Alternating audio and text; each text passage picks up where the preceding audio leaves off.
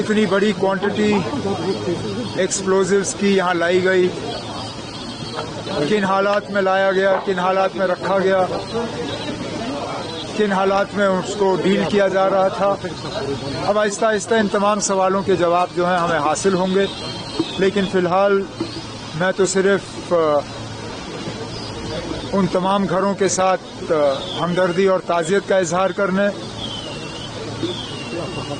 जिनके इस दुनिया में रहे नहीं, और फिर जो हमारे ज़ख्मी हुए उनका हाल पूछने के लिए मैं बिलखसूस यहाँ अस्पताल वालों का,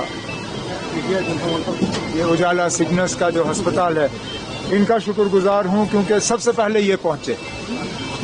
इन्होंने टेलीफोन का भी इंतज़ार नहीं किया, खिड़की से देखा कि एक्सप्लोजन हुआ है, आग लगी है, इन्होंने अपना एम्बुलेंस भेजा और सबसे पहले स्पॉट पे इनकी टीम पहुंची और उन्होंने ज़ख्मी लोगों को निकाला।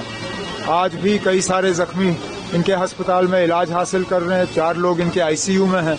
उम्मीद करते हैं कि ये सारे जो हैं इनकी सेहत ठीक होगी और इनको घर वापस भेजा जाएगा। ये बात मैंने कल भी जो north zone chief ministers conference रही, उसमें भी मैंने तमाम जो उसमें हिस्सा ले रहे थे, उसमें यूनियन होम मिनिस्टर साहब थे, होम सेक्रेटरी थे, नॉर्थ जोन के तमाम चीफ मिनिस्टर्स थे, कुछ गवर्नर और एलजी थे। मैंने उन सब से यही मोतबाना गुजारिश की कि मेहरबानी करके हर जम्मू कश्मीर के बाशिंदे को और खासकर हर कश्मीरी मुसलमान को शक के नज़रिए से मत देखिए। जो इस हादसे के लिए और जो खासकर दिल्ली में ब्लास्ट हुआ है, जो उसके लिए कसूरवार हैं, उनको पकड़ के सख्त से सख्त सज़ा दी जानी चाहिए। लेकिन जो बेगुनाह लोग हैं, जिनका इससे कोई लेना देना नहीं है, जिन्होंने हमेशा जो है तशद्दुद और इस चीज़ के खिलाफ जो है अपनी आवाज़ बुलंद की, उनको मेहरबानी करके इस दायरे में मत लाइए। ये मैंने बात की है और उम्मीद करता हूँ कि इस बात पे अमल होगा। सर, जो टेलर की फैमिली है वो चाहते हैं कि कोई हमें दूसरे नौकरी, किसी भी नौकरी मिलनी चाहिए, क्योंकि ये बेगुनाह था और उसको कौन टेलर वो तो मिलना ही चाहिए, वो तो मिलना ही चाहिए। इससे पहले SRO होता था, SRO का नाम बदल दिया गया है, लेकिन स्कीम वही है।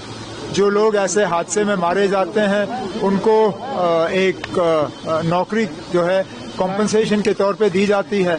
मैं गवर्नमेंट के जो हमारे अफसर हैं उनसे कहूँगा कि इस टेलर की फैमिली के लिए भी एक केस प्रोसेस किया जाए और वो केस जैसे ही हमारे पास आ जाता है उसको हम मंजूरी देंगे। Thank you sir.